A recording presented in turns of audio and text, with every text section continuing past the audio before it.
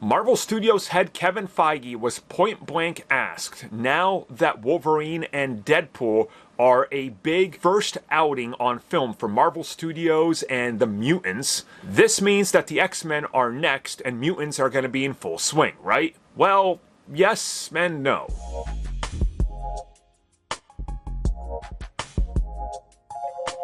Okay, so again, this comes at us from Kevin Feige, who's been doing the rounds talking about Deadpool and Wolverine, talking about the future of the X-Men brand and mutants.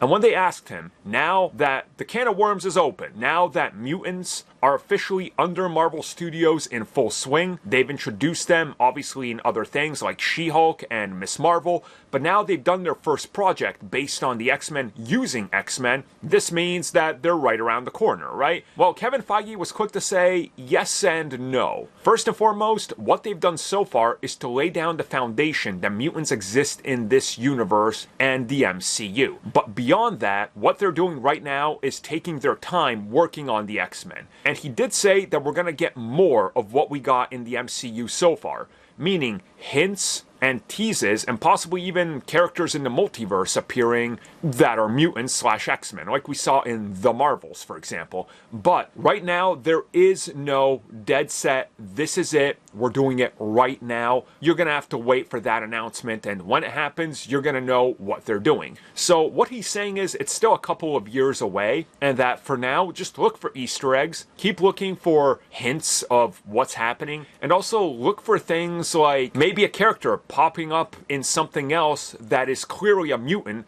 we just haven't labeled them as a mutant yet. And I think that's, again, the smartest way to handle it. You don't just want to drop the concept of mutants straight into the MCU with the X-Men and go, well, here you go. But the way they did it in She-Hulk, introducing a few mutants, and then in other things, and playing that little tune with Ms. Marvel, opens up the possibility that there's more of them out there. And now we're in that point in the world where the characters can appear, and we just kind of accept it, right? There's all sorts of supers out there now, and it's taken a while to get here, but the mutants and the X-Men bring with them this whole universe and pantheon of characters that fall into that. So slowly sprinkling them in before we get to the X-Men is honestly the smartest way to do it. And I won't be surprised if one of like the named X-Men appears in something. Like, who's to say Scott Summers, Cyclops, doesn't appear as like a student in school who's maybe attending a class or visiting New York or Jersey or something, Miss Marvel runs into him, or Peter Parker, right? Like, it's very possible, and I think that's what they're going to do first before we get the proper X-Men.